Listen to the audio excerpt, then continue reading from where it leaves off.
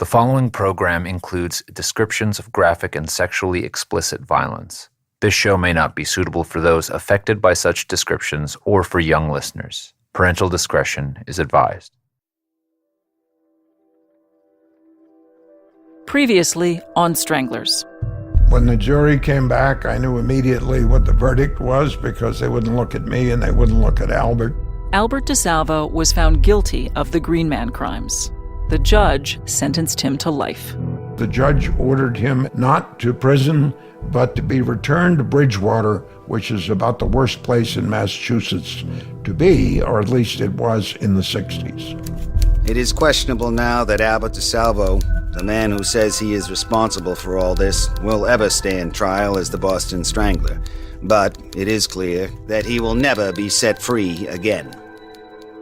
Women in Boston were safe, or so they thought. At dawn on February 24th, 1967, just a month after DeSalvo was sentenced, a security guard at Bridgewater was making his rounds.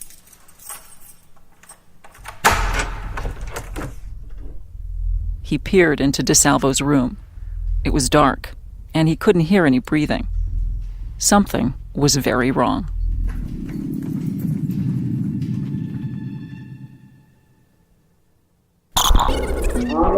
Guys, everybody ready?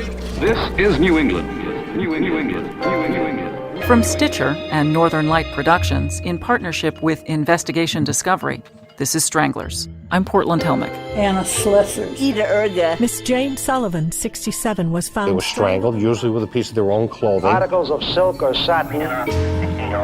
He asked me not to tell his mother. Hold it. I think you're going to like this picture. Episode 10, Fame and Consequences.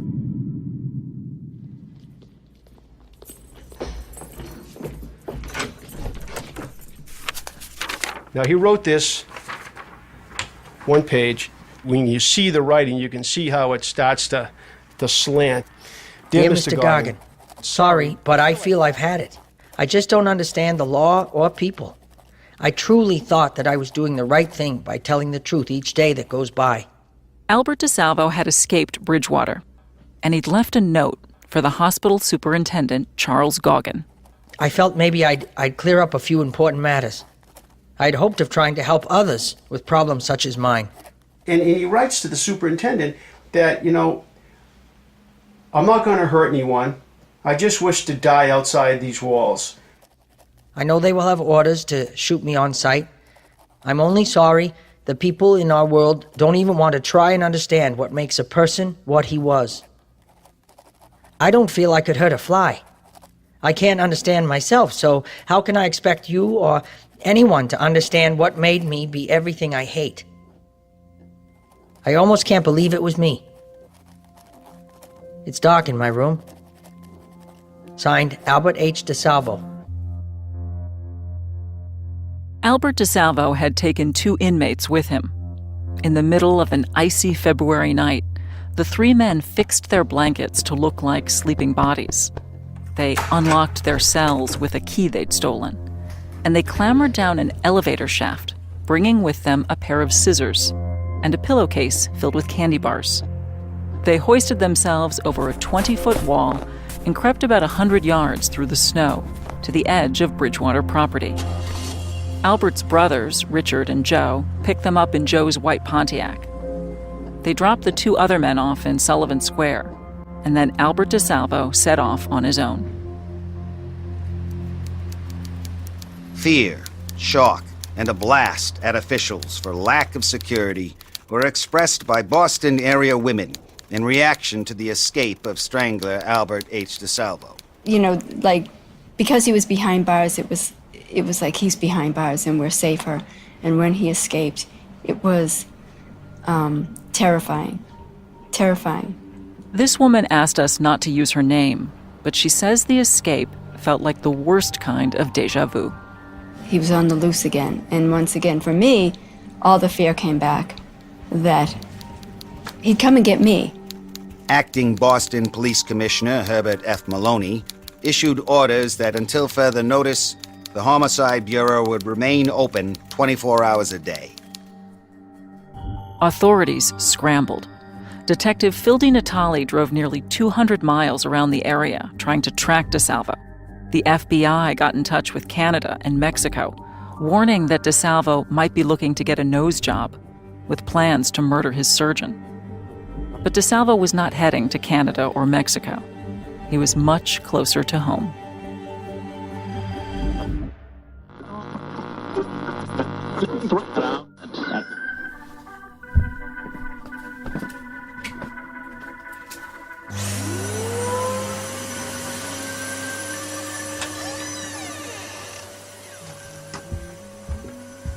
I sneaked into a house where a woman was vacuuming the floor. I stayed behind a couch for 2 hours, and she never knew I was there. But I didn't take advantage of her. I just took some food and left. Albert DeSalvo was hiding in Lynn, about 10 miles north of the city. The Stranglers' second victim, Helen Blake, was from Lynn. Then I went into another house where a couple was watching TV, and I sneaked into the cellar and stayed there. DeSalvo made a bed in the cellar, and he listened to news about himself on the radio. Are you confident that you're going to have him back in custody within a very short time? Well, at this point, what time is it? It's 2 o'clock in the morning. I'll tell you right now, I'm so tired. I'm not confident of anything. All I can assure you is we're giving it 100% maximum effort. That night, DeSalvo's fellow escapees were caught and taken back to Bridgewater. But DeSalvo remained free. Somebody put a price on his head, dead or alive. The Record American newspaper had offered a $5,000 reward. Bailey was worried about vigilantes, so he doubled the amount, with a key condition. F. Lee Bailey said Friday night he is offering a $10,000 reward for the capture, alive, of self-proclaimed Boston Strangler Albert DeSalvo. Bailey, a well-known defense lawyer who had DeSalvo as a client, expressed fear that, quote, some trigger-happy citizen may shoot him down. DeSalvo was getting anxious about the same thing, and he knew the police were closing in. He left his hiding spot in the cellar. Good afternoon, Simon's Uniforms. How can I help you? Is it possible to speak to Al? Sure, do you mind holding? Thanks. I can feel you free.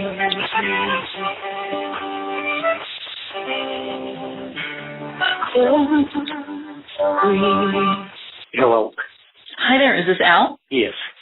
Al Simon's family has owned and operated Simon's Uniform Store since 1885. The store sells police, postal, and fire uniforms.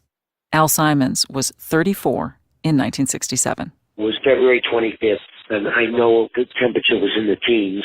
It was bitterly cold. There was very few customers at all.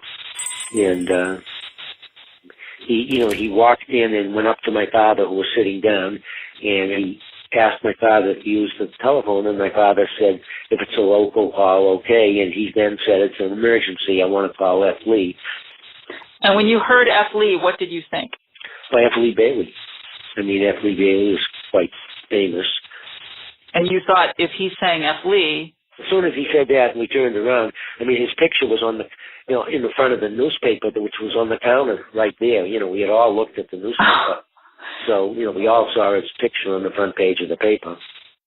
While DeSalvo talked to Bailey, Simon sent an employee to the back where there was another phone line.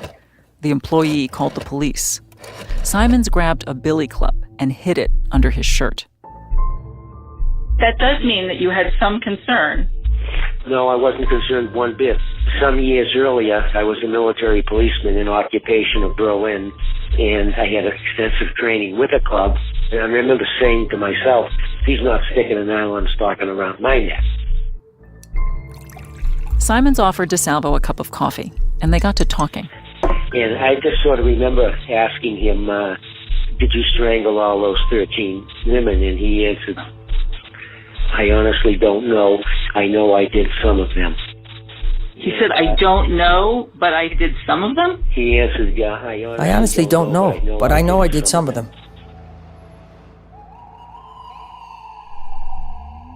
When the policeman did come, running in, and they directed him back towards us, and he asked him, well, what's your name? And he said, Albert DeSalvo, and the policeman turned him around and handcuffed him and took him away.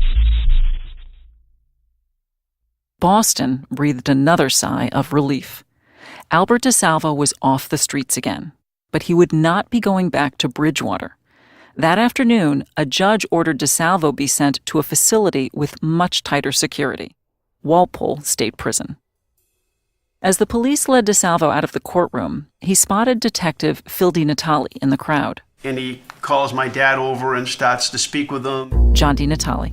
And Albert asked my father, could you do me a favor? Could you get my address book and my glasses that were left where I was arrested?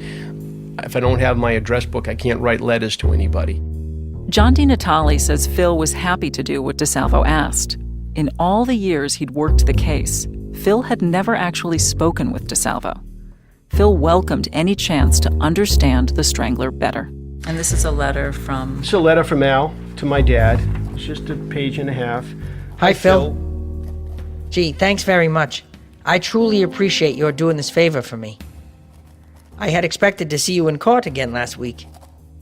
Phil, I bet if I sneeze in court this week, the DA will seek indictments against me, charging me with air pollution. And then at that point, they started to communicate with each other. And by communicate, what do you mean, the letters? Well, my dad would go out there and visit him on a fairly regular basis, and Albert would write my dad letters. Phil, have you ever stopped to think how crazy and unreal this case seems to be at times? It's so strange. All this person wants to do is tell the truth, with the hope of getting some kind of an understanding as to why he became what he was, for the sake of his children. He does not want to be free, ever. But still, the state will not come to any agreement within reason. So neither will he. I bet you never thought things would turn out as they have, like me writing to you. Yours truly always, Albert H. DeSalvo. P.S. Keep the faith. The end is near. DiNatale would tell his son he saw a big opportunity here. He was still working the case. He wanted there to be an ending to this.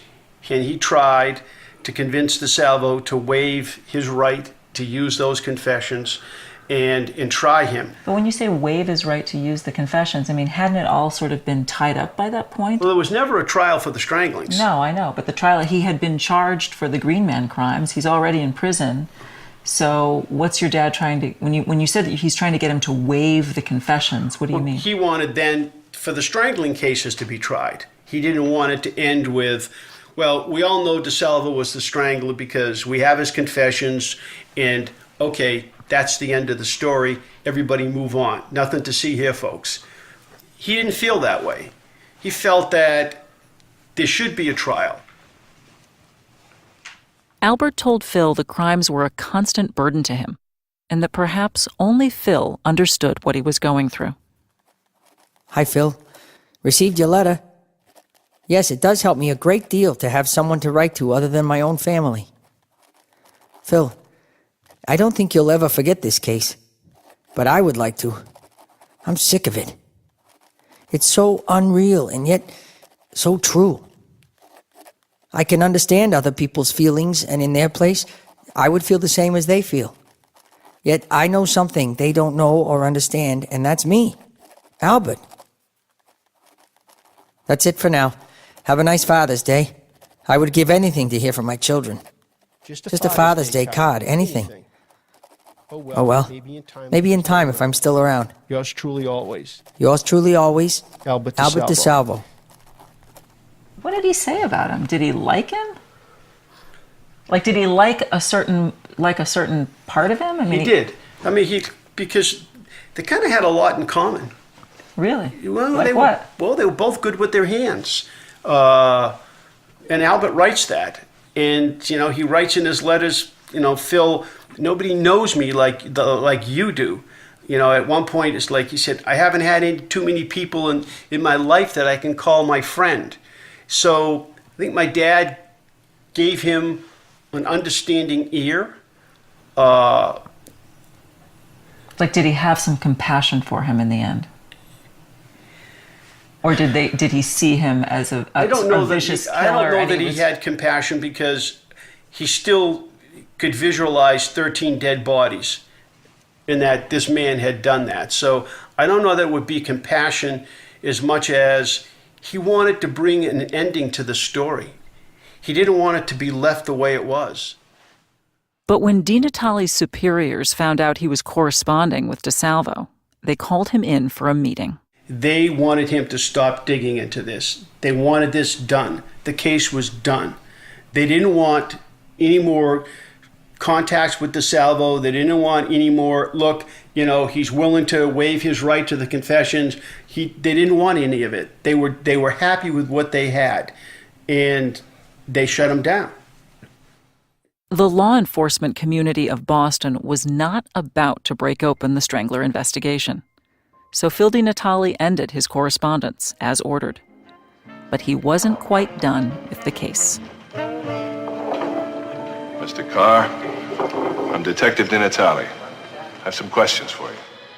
After the break, Phil DiNatale leaves the police behind and follows the Strangler, all the way to Hollywood.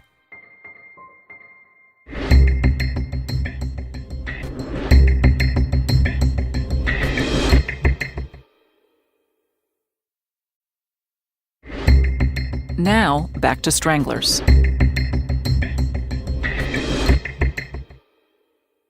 In 1965, before Albert DeSalvo was tried and convicted on the Green Man crimes, before he was even done confessing to the Stranglings, one man was writing his story into legend. Oh, it's tremendous. It's tremendous. I mean, I have a tremendous book here. On me as an individual, too. Certainly, certainly. Reporter Gerald Frank recorded this conversation with John Bottomley, head of the Strangler Task Force. Frank tells Bottomley how the book he's writing on the Boston Strangler will unfold, and which characters will look like heroes. First third of the book, of course, is Sherry, Donovan, and so on, because of the police department. Then the AG's office takes over, and a man called John Bottomley from eminent domain comes in and takes over. And a lot of things start happening. Fur flies in all directions, and then one suspect after another comes up, and it goes on, and the last chapter is finally the guy. I mean, Albert himself, and the case. I mean, it can't be helped. I didn't invent it that way. You make me a celebrity, Joe. I had lunch at the Globe on Friday, off the record with the top of their editorial. Remember, Gerald Frank is talking to John Bottomley while the investigation is still active. You're the one thread going through the book. You see at all times. You will be interested to know that the Globe people think that the first person who gets the a really good work out on it will probably make a ruddy fortune.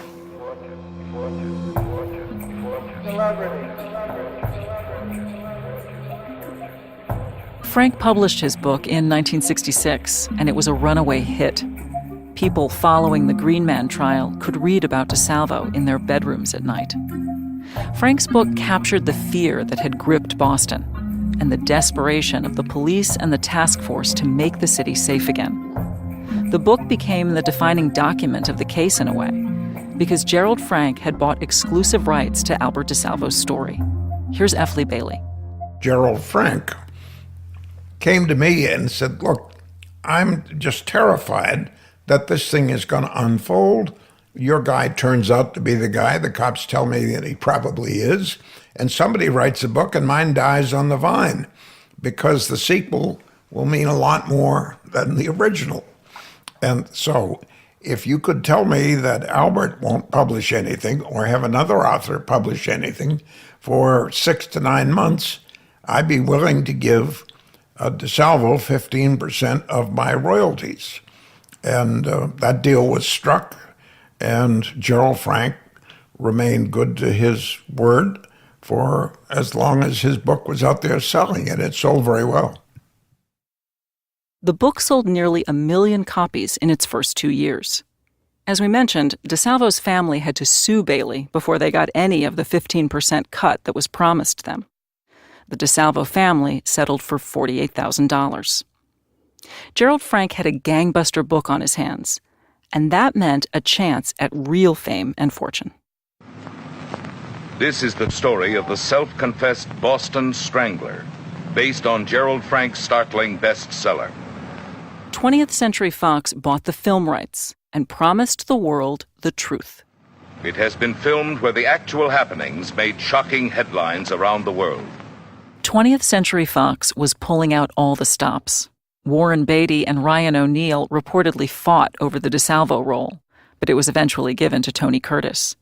And the studio rained cash on people connected to the Strangler. Irmgard DeSalvo, Albert's ex-wife, got $25,000 to allow the names of their children to be used in the film. Edward Brooke, the former Attorney General and Senator at the time, took $20,000. John Bottomley, the head of the task force, got $29,000 to consult on the film.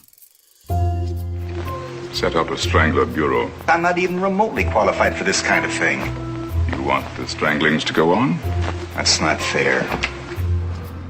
That's Henry Fonda playing Bottomley. And a certain lead detective also got the chance of a lifetime. My dad was approached to be part of the movie and to be the technical advisor for police matters. John DiNatale says Hollywood came knocking right at the same time his father's conversation with DeSalvo was shut down. The studio offered Phil $1,000 a week, 3 times what he made as a police officer. He went to the commissioner and said, I'd like to get a leave of absence for 6 months. And they said no. So he resigned.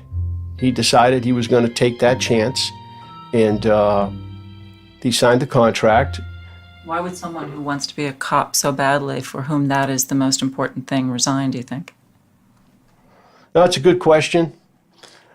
I think he felt that initially that this was going to be a good way for him to continue to get the real story out there. But then, This is Hollywood. Yeah, he didn't realize that, what really happened was not even going to be remotely close to what you saw in that movie. I mean, he wasn't happy about it, but hey, they paid him $1,000 a week for 26 weeks. And my mother took, I think, about 20 of it, paid off the mortgage on our little house in West Roxbury. Whether his dad liked the movie or not, John DiNatale says the whole experience was a thrill. I was in high school, and there's my dad. He's in Hollywood, and there's his name on the screen, and George Kennedy is playing his part. Good morning. I'm Detective DiNatale. Detective, I'm simply delighted to meet you. And this is Sergeant McAfee. Kennedy had just won an Oscar for Cool Hand Luke. Know a girl named Chloe? I don't know any hookers. I didn't say she was a hooker. You broke 2 dates with her last week. My sister's, having lunch with Tony Curtis and George Kennedy, and my mother's out in Hollywood for a bunch of weeks, and my aunt came to take care of us while my mother was there.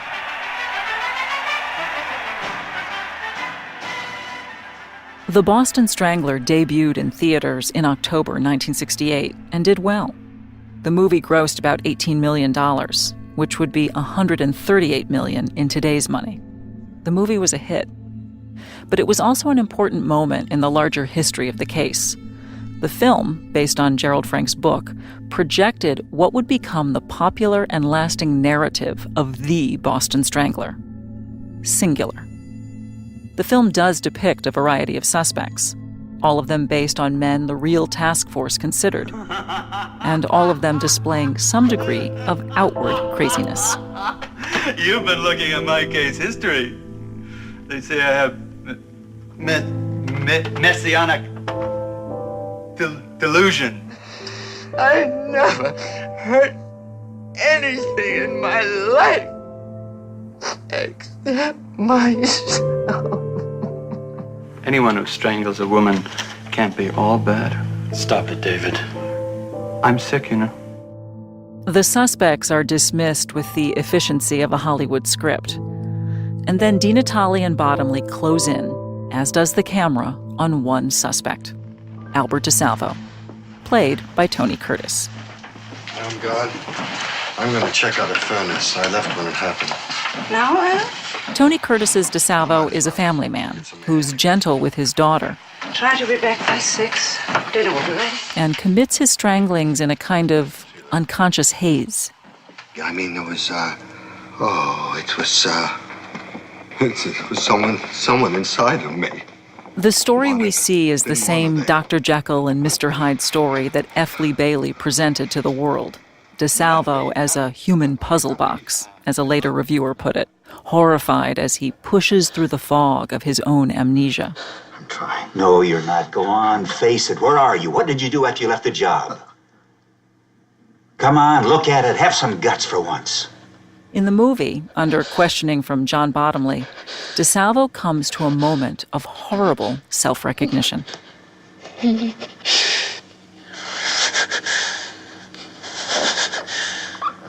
movie ends in silence. Albert stands alone in the corner of a white, padded room. His face is confused and scared. These words appear on the screen. Albert DeSalvo, presently imprisoned in Walpole, Mass., has never been indicted or tried for the Boston Stranglings. This film has ended, but the responsibility of society for the early recognition of the violent among us has yet to begin.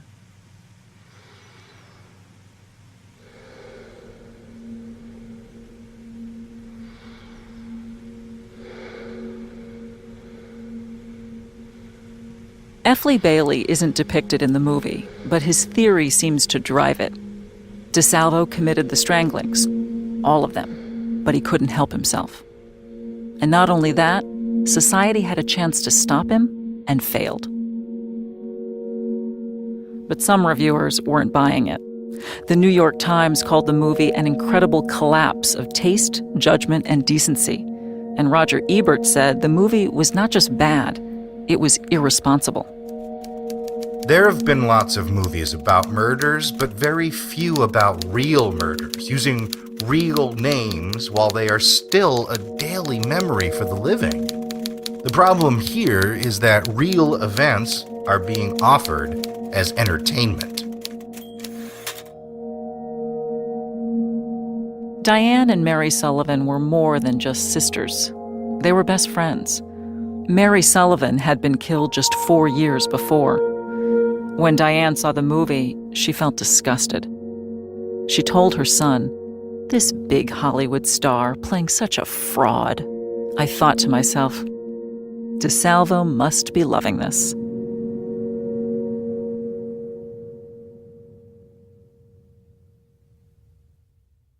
Coming up, far from the glitz and glamour of Hollywood, the curtain comes down on Albert DeSalvo. I'm trying to get things as clear in my mind as I'm able to concerning what I have to do very soon.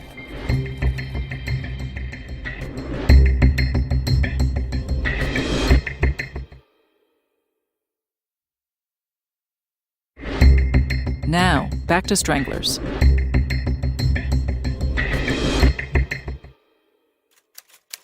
The man who once stoutly proclaimed he was the Boston Strangler has complained that nobody likes him anymore.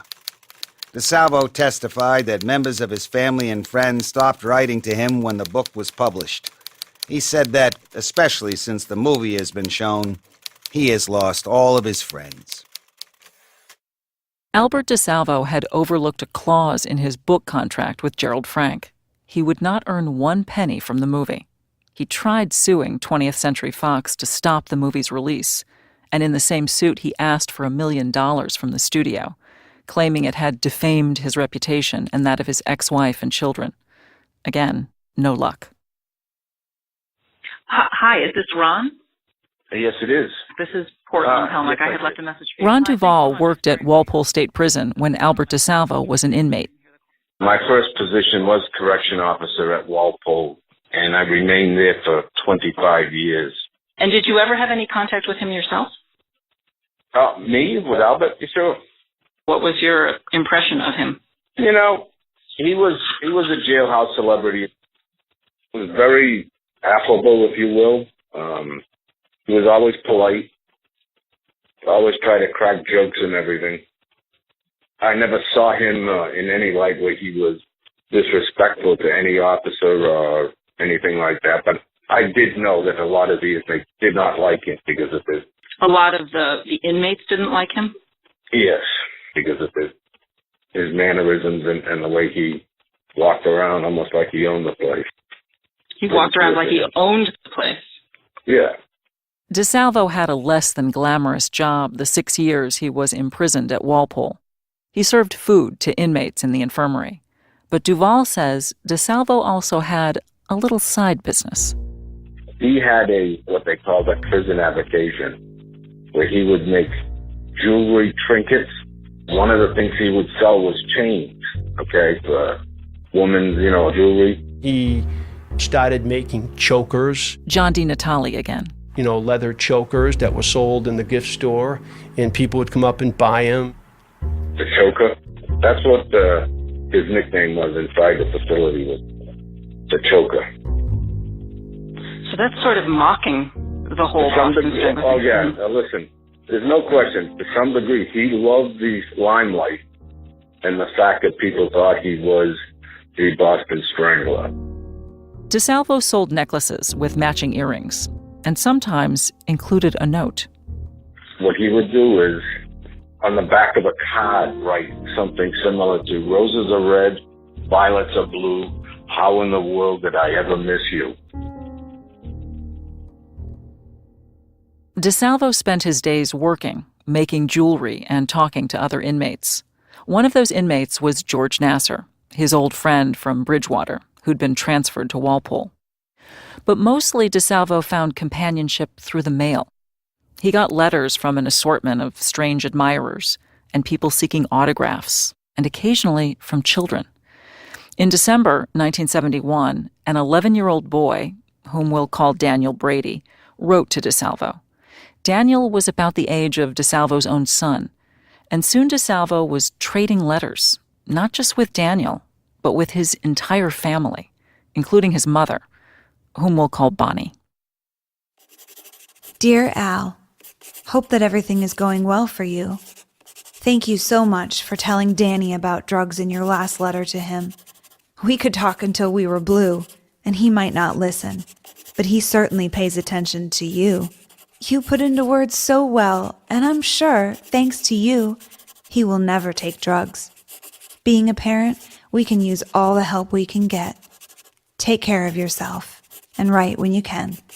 Bonnie. Albert and Bonnie fell in love, and their letters suggest she ended her marriage. Albert and Bonnie referred to each other as husband and wife, and to Daniel as their son. Oh, my love. Holding you today was the most thrilling moment as far back as I can remember. How about you, sweets? I did a job on your neck. Had you stayed another 10 minutes, it would have been very embarrassing for me. What knee action you have. You are a doll. Honey, it has just started to thunder and rain. Wishing you and I could be together. Your man always, Al. DeSalvo's letters with Bonnie are sometimes warm and intimate, and then suddenly horrifying. In one, DeSalvo confessed in passing that he had once raped his mother-in-law, while his wife Irmgard lay on the same bed, passed out on pills Albert had given her. DeSalvo didn't seem troubled by scenes like that. But there was something burdening his conscience. In the summer of 1973, he wrote this to Bonnie. Hi, my love. I'm trying to get things as clear in my mind as I'm able to concerning what I have to do very soon. You know, honey, what I told you I had to do because of my children and people like you I care so much about. I've got to be honest with myself and with everyone else around. I've got to free myself of this. So know what I'm saying, sweets. I have only but one life to live. I want to live it as a man should. Love you always. Arms around you. Al. He made a phone call to Dr. Ames Roby, the forensic psychiatrist, and asked Dr. Roby to meet him at the prison. Author Susan Kelly. According to Dr. Roby, DeSalvo was extremely frightened when he spoke to him. And it was obvious that he feared that he was going to be hurt or killed. And it became clear to Dr. Roby that Albert wanted to recant his confession to the Stranglings and tell Roby how this whole charade, I guess you could call it, had come about. Dr. Roby also told me that Albert had called a reporter to come down to Walpole to witness what he had to say.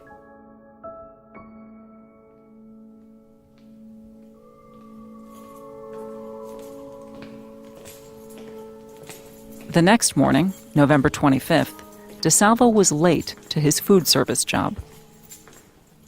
The day shift officer sent another inmate to wake him up.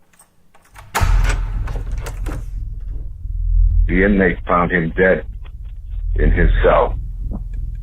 The body of a man lying on the floor was DeSalvo, stabbed to death 37 times. He had on a brand new silk pajama that he always wear when he went to bed.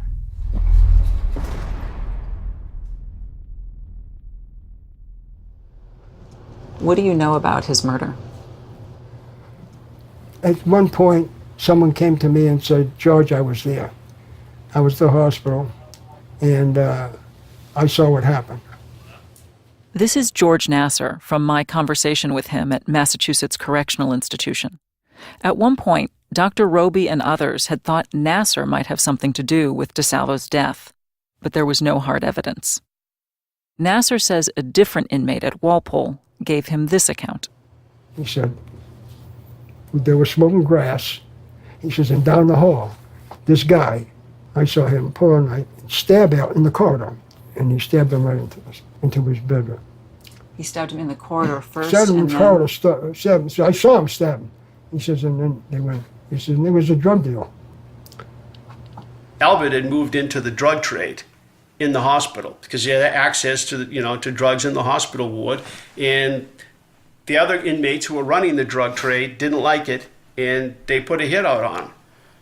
And he was stabbed, and he was killed as a result of it. And I talked to a guy named Ron Duvall who was working at the prison the day that DeSalvo was killed and said that Based on what I picked up, okay, just through small talk with other inmates, it was an argument over food.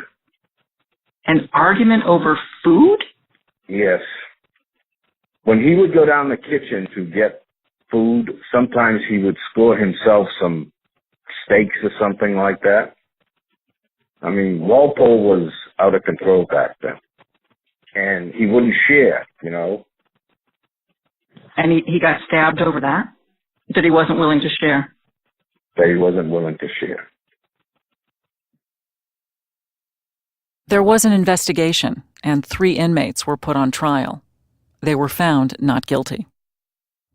Today, we don't know if Albert DeSalvo was murdered over drugs or because he wouldn't share his food. Both explanations seem reasonable enough inside a prison like Walpole.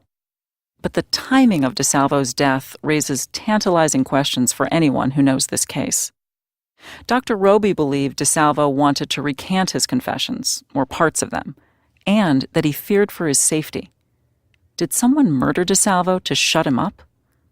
No one has ever been able to prove that. What we do know is that people have doubted DeSalvo's guilt since the moment John Bottomley stopped his tape recorder. The circumstances around DeSalvo's death did nothing to quell that doubt. But whether his confessions were true or false or partially true, it's also important to remember DeSalvo was fame-hungry. He was a narcissist who'd almost been forgotten inside Walpole. What better way to reclaim the spotlight than to come forward with new revelations and prove all those detectives and reporters and filmmakers had fallen for a charade? The year before he died, Albert DeSalvo sent a poem to his pen pal, 11-year-old Daniel Brady. Like DeSalvo's life, the poem contains a preoccupation with fame, some outright bragging, a hint of remorse, and it ends with a question mark. The Boston Strangler, a poem by Albert DeSalvo. Here is the story of the Strangler, yet untold. The man who claims he murdered 13 women, young and old. The elusive Strangler, there he goes. Where his wanderlust sends him, no one knows. He struck within the light of day, leaving not one clue astray. Young and old, their lips are sealed, their secret of death never revealed. Even though he is sick in mind, he's much too clever for the police to find. To reveal his secret will bring him fame, but burden his family with unwanted shame. Today he sits in a prison cell. Deep inside, only a secret he can tell. People everywhere are still in doubt. Is the Strangler in prison or roaming about? Next time on Stranglers, we look into some of the other suspects, some of whom are in prison, and some who are still roaming about.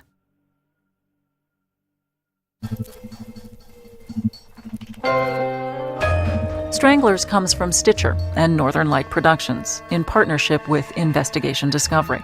Our executive producers are Chris Bannon and Susan Gray, and the show is produced by me, Portland Helmich, with Sharon Mashihi, Ben Shapiro, Peter Clowney, the Reverend John DeLore, Kate Tibbetts, and Taylor DeWicki. Special thanks to Ben Avishai, Levi Del Cavanor, and to the Harry Ransom Center Archives for access to the Gerald Frank Boston Strangler recordings. The actors who appear in this episode are Jay Leibowitz, R. Ward Duffy, Whitney Marie, Robert Creighton, Megan Cavan, Bester Cram. Original scoring is by Allison Leighton Brown. Stranglers is produced with the assistance of John DiNatale of DiNatale Detective Agency in Boston. To learn more about Detective Phil DiNatale, his sons, John and Richard, and the world of private investigation, you can read John's memoir, The Family Business Memoirs of a Boston Private Eye, available at www.familybusinessthebook.com or Amazon. To read more about Phil's investigation of the Strangler case and view the web series and documentary showcasing his files, visit www.strangleholdthemovie.com. You can find Stranglers through a lot of the great podcasting apps, including Stitcher. If you subscribe on iTunes, please take a minute to rate and review this podcast. It helps other listeners find the show. I'm Portland Helmich. Thanks for listening.